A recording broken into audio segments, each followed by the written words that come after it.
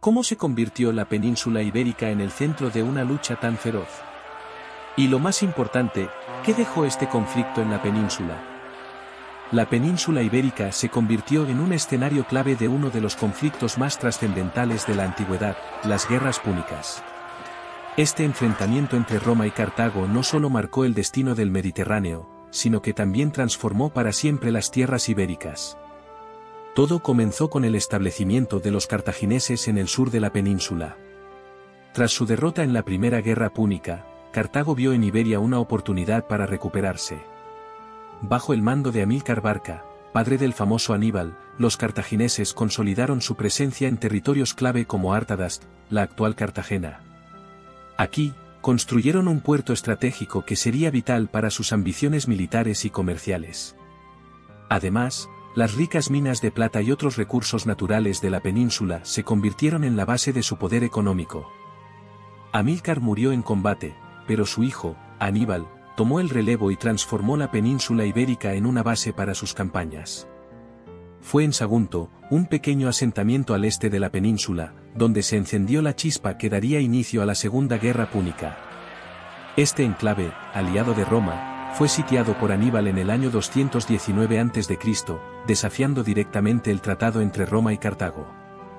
¿Por qué atacar Sagunto? Las razones fueron tanto estratégicas como políticas. Sagunto era una ciudad rica y bien posicionada en la costa este, y controlarla consolidaba el poder cartaginés en la región. Además, el ataque a Sagunto fue un desafío directo a Roma, una muestra de que Cartago no se sometería. Aníbal sabía que una guerra con Roma era inevitable, y al elegir cuándo y cómo iniciarla, obtuvo una ventaja estratégica. Con la caída de Sagunto, Roma declaró la guerra a Cartago. Sin embargo, Aníbal no esperó a que Roma llevara la guerra a Iberia. En un movimiento audaz, dirigió su ejército hacia Italia, llevando consigo elefantes de guerra y una fuerza compuesta por soldados cartagineses y mercenarios ibéricos. La travesía de los Alpes, con sus terribles desafíos climáticos y geográficos, es considerada uno de los logros más impresionantes de la historia militar. Mientras Aníbal obtenía victorias en Italia, como la de Cannes, Roma entendió que su estrategia debía centrarse en debilitar la base de suministros cartaginesa en Iberia.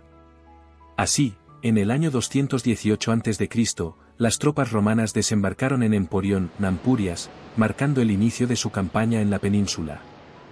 Iberia no solo era un recurso estratégico para Cartago, también se convirtió en un territorio donde los ejércitos locales jugaron un papel crucial.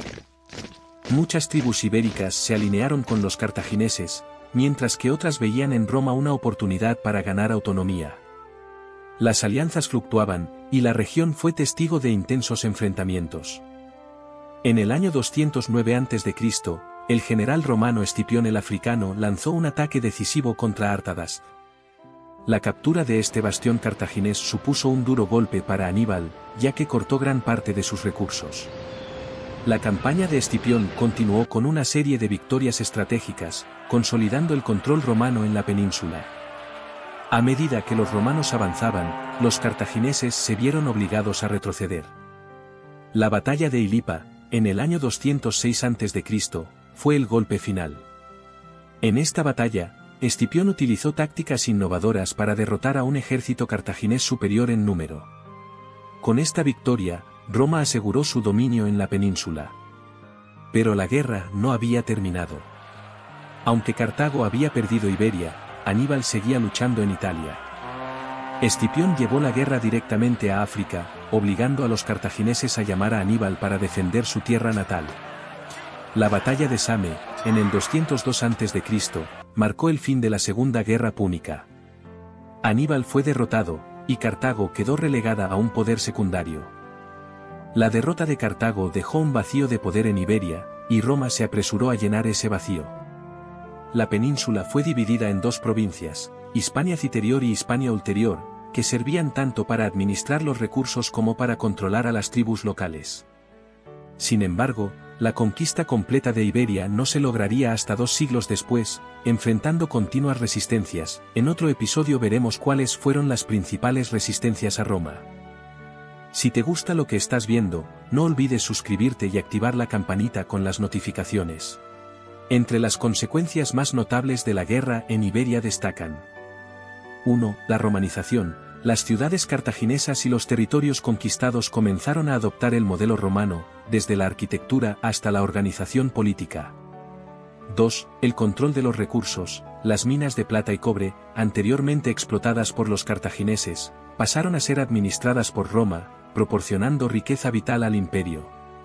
3. El inicio de la resistencia ibérica. Las tribus locales, aunque inicialmente aliadas de los romanos, pronto comenzaron a resistirse, marcando el inicio de conflictos como las guerras lusitanas y la resistencia de Numancia. La Segunda Guerra Púnica marcó un punto de inflexión en la historia de la península ibérica. De ser una base estratégica para Cartago, se convirtió en una parte esencial del creciente imperio romano. La guerra dejó profundas marcas en el paisaje y la población, y sentó las bases para la transformación de Hispania en una de las provincias más importantes de Roma. Con la victoria de Roma, comenzó un proceso de romanización que transformaría la península ibérica para siempre. Pero, ¿cómo se estableció este nuevo orden?